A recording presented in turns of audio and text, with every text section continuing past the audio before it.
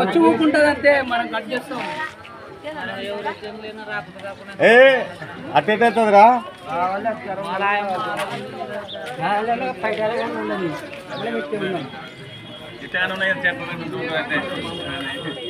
ఎందుకంటే ఇప్పుడు రికార్డ్ చేయకూడదు ఆఫీసర్ ఏం చెప్పినా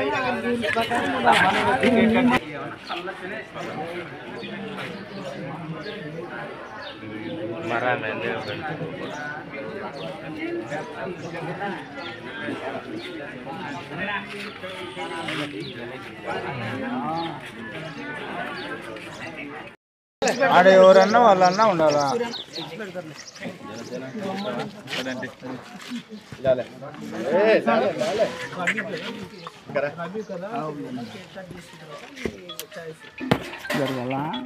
జరగాను సారీ ఏమనుకో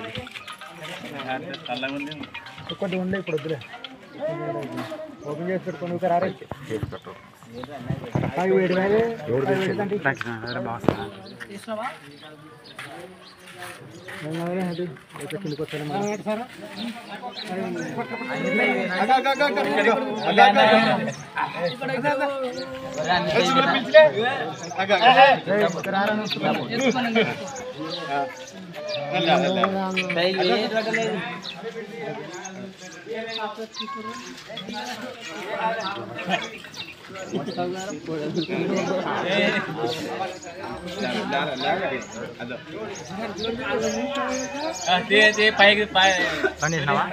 అవునా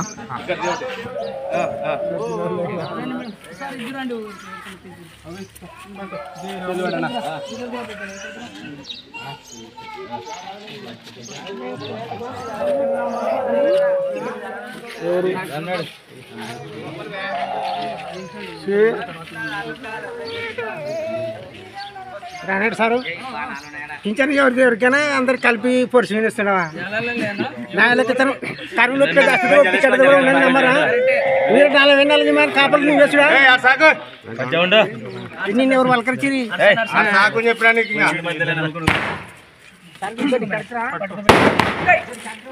ఇక్కడ చూడలే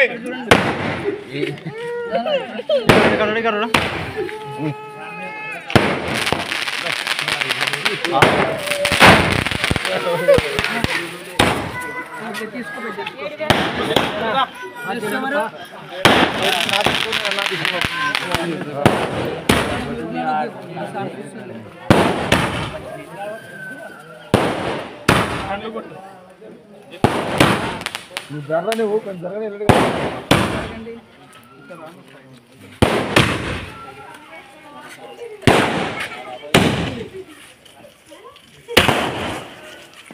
మళ్ళీ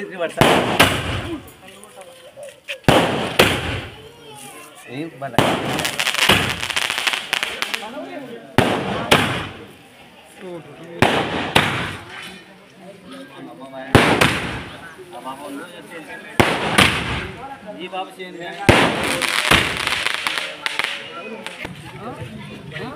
ఏమంటే అందరికీ మర్యాద ఇచ్చి మేము అందరికీ కలుపుకొని పోతున్నాం. ఇంకోటి ఏంటంటే పింఛన్ స్కీమ్ ఏంటంటే ఇంటింటికి వచ్చి మీరు ఇవ్వాలి. మీకు తెలుసు అది మేము ఏమన్నట్లే పొద్దున సాటి మేము జరిగింది కొత్త పంచాయతీ అని చెప్పారు. ఆయన చెప్పడం 6 గంటలకి పంచాయతీ పంచుతారు అంటారు. 6 గంటలకు పంచుతారు.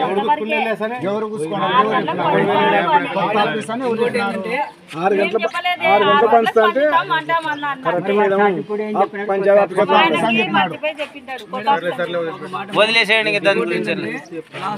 ఇంటికి వచ్చి కానీ ఇచ్చేయండి. నువ్వు చెప్పలేవు ఆయన చెప్పేది ఏం చెప్పాడు. ఏం చేస్తాడు పడనోడు ఏం చేస్తాడు వీడియో పెట్టి అదో టీచర్ ఇంటికాడు అన్నాడు ఇక్కడ చూసి స్టార్టింగ్ పెట్టి చేస్తున్నాడు అని చెప్పి సోషల్ మీడియాలో హైలైట్లు వేస్తుంది. నేను కూడా ఇప్పుడు ఎందుకు పిలిచినామంటే ప్రోటోకాల్ ప్రకారం మాకు అజయ్ సార్ సెక్రటరీగా ఇక్కడ కేక్ కట్ చేసి నీ క్లస్టర్కి 50 మంది వచ్చినారో 60 మంది వచ్చినారో ఇంటికాడ బంచు మాకు ఎవరితో ఏం వైరం లేదు. ఏంటంటే ఇక్కడ అంతా అరేంజ్ చేసినాము. ఇది పార్టీ ప్రకారమే పంపించినాము. పార్టీ మెసేజ్ కూడా వచ్చింది. ఈ పార్టీ ప్రకారమే అన్నీ చేస్తున్నాము. అది యా ఆఫీస్ కూడా పంచాలని మీకు లేదు మాకు లేదు రూలు. అజయ్ చంద్రబాబు నాయుడు కూడా 6 గంటలకే ఇంటింటికి పంచుతున్నాడు. అది మీరు మిమ్మల్ని ఎందుకు పిలుస్తున్నామంటే ఓన్లీ ప్రోటోకాల్ కోసమే. ఒక సెక్రటరీ ఈ ఊరికి పెద్ద అని చెప్పి మేము పిలుస్తున్నాము.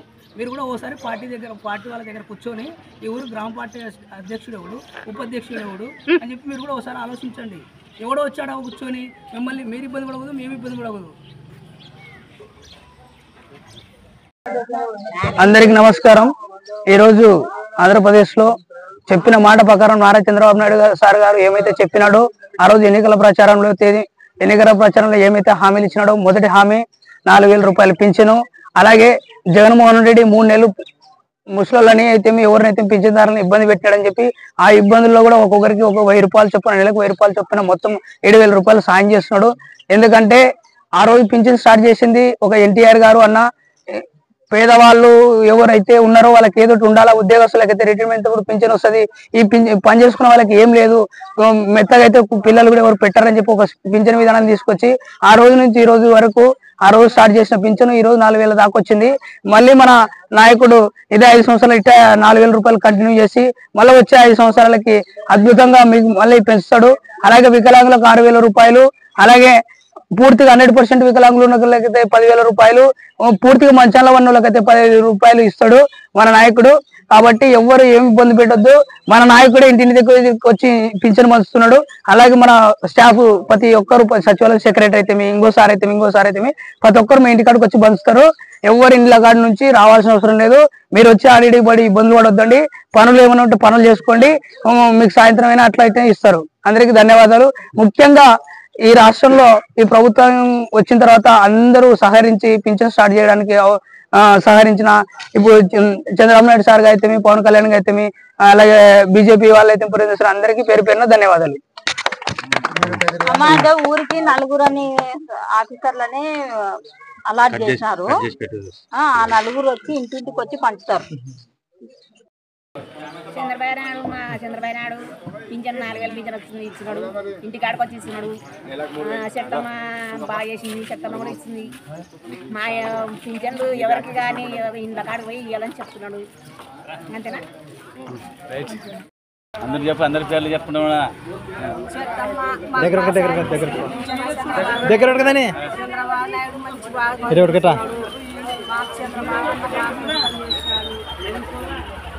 చంద్రబాబు తలుచుకుంటున్నాం. చెట్ల మా పద్ధతి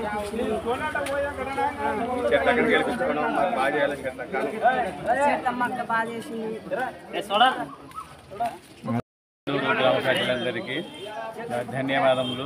ఈరోజు నారా చంద్రబాబు నాయుడు 4,000 పింఛను ఇచ్చిన సందర్భంలో వేముడూరు గ్రామంలో వృద్ధాప్య పింఛనందుకు, వికలాంగుల పింఛనందుకు ప్రతి ఒక్కరికి పోయిన 3 నెలలు కూడా కలుపుకొని మొత్తం 7,000 పింఛను ఇచ్చినాడు. చంద్రబాబు నాయుడు అనుకున్న మాట నిలబెట్టినాడు. కాబట్టి ఇప్పటి నుంచి కూడా అదే ప్రకారం ఏ పథకం వచ్చినా కానీ మా గ్రామంలో ఇదే పద్ధతి ప్రకారం మేము చేసుకుంటాం. కానీ మా చరితమ్మక్క మటుకు నాగాపురం అనేది కల్లూరు మండలంలో మా రేమడూరు గ్రామం అంటే చాలా ప్రేమ మా అక్కకి. దాని నుంచి ఆమెను కూడా మేము అత్యంత మెజార్టీతో మా రేమడూరు గ్రామంలో ఇంత చిన్న పల్లెటూరు అయినా కానీ ఆమెకి 182 ఓట్ల మెజార్టీతో కూడా మేము ఏపీకి గెలిపించినాము. అందుకొరకే మా చరితమ్మక్క మా రేమడూరు గ్రామాన్ని కూడా బాగా చూసుకున్నారని మేము అంతా కోరుతున్నాం.